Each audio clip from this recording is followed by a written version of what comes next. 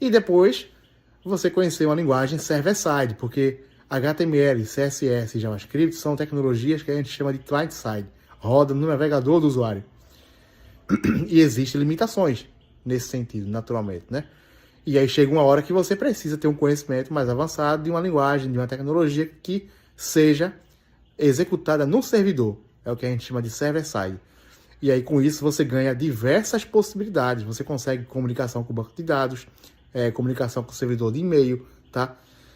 E assim vai. Inclusive, eu falei banco de dados, muitas pessoas estão ignorando o banco de dados, tá? Aprendem Python, aprendem tudo que é coisa, aprendem IntelliJ, aprendem até Java, mas ignoram o banco de dados. Não façam isso. Banco de dados é tão importante quanto qualquer linguagem que você decida aprender, porque você vai trabalhar nas suas aplicações reais com dados armazenados em disco.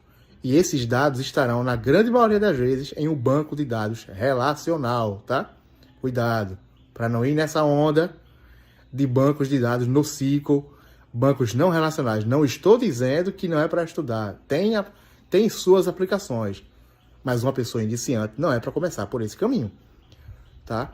90%, tô estando bem alto aqui, mas é um valor bem alto mesmo, das aplicações, quando precisam acessar dados, elas utilizam banco de dados relacional. Então, a sua base precisa ser construída em cima disso, tá?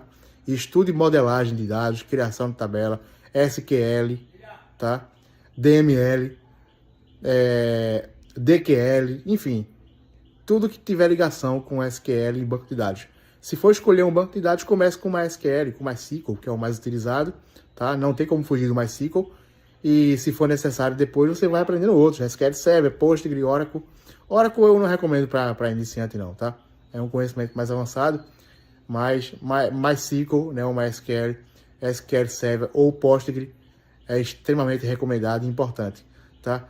Começa com MySQL, tá? Que vai ser o mais usado aí na maioria das aplicações por algumas razões que eu posso gravar um outro vídeo aqui explicando depois, tá?